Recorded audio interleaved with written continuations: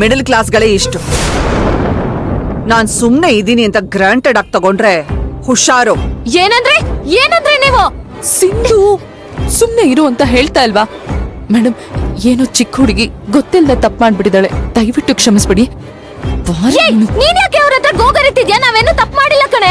ನೀನ್ ಹೂ ಎಸ್ತಿದ್ ತಪ್ಪಲ್ವಾ? ಅದನ್ನ ಅವರು ದೇವ್ರಿಗೆ ಅಂತ ತಂದಿದ್ದೆ ತಾನೆ. ಯಾವ ಕಾರಣಕ್ಕೆ ಅಂತ ಹೇಳಿದೀನಿ ತಾನೆ, ಆದ್ರೂ ಕೂಡ ತಪ್ಪಾ? ನಿಮ್ ಶ್ರೀಮಂತಿಗೆಗಾಗಿರೋ ಲಾಸನ್ನ ನಾನ್ ತುಂಬ್ತೀನಿ. ಆ ಹೂವಿನ ಹಾರದ ದುಡ್ಡು ಎಷ್ಟಂತ ಹೇಳ್ರಿ, ಆದ್ರೆ ಹೊಡಿಯೋದು ಬೈಯೋದೆಲ್ಲ ಇಟ್ಕೋಬೇಡಿ. ಏ ಹುಡುಗಿ, ಈ ವಸುಂಧರಾ ರಾಜ್ ಬಹದ್ದೂರ್ ಮನ್ಸ್ ಮಾಡಿದ್ರೆ ದೇವ್ರ ಕಿರೀಟದಿಂದ ಪಾದದವರೆಗೂ ಚಿನ್ನದ ಹೂನ ಸುರಿಸ್ತೀನಿ. ಜುಜುಬಿ ನಿನ್ನಂತ ಉಳ್ಕೊಡೋ ದುಡ್ಡಿಂದ ನಾನ್ ದೇವರಿಗೆ ಹೂವಿನ ಹಾರ ತಗೋಬೇಕಾ?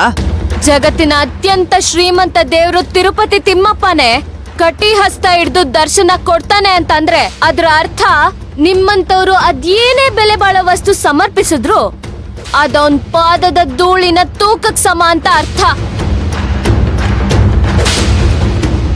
ನಾನು ಮಾಡಿರೋ ಪುಣ್ಯಕ್ಕೆ ಆ ದೇವ್ರು ನನ್ನನ್ನ ಹೀಗಿಟ್ಟಿರೋದು. ಆದ್ರೆ ನೀನು ದೇವಸ್ಥಾನಕ್ಕೆ ಬಂದಿದ್ದೀನಿ ಅಂತ ಸುಮ್ನೆ ಇದೀನಿ.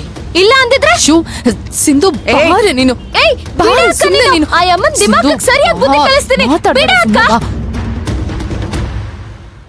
ಅಮ್ಮ ಕೂಲ್ ಬಾ. ಅಜ್ಜಿ,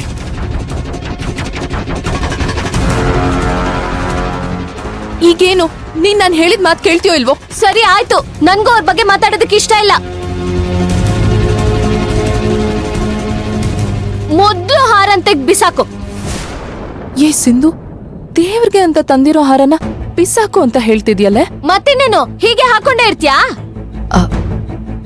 ಈ ಹಾರ ಕೊರಳಿಗೆ ಬಿದ್ದಾಗ್ಲಿಂದ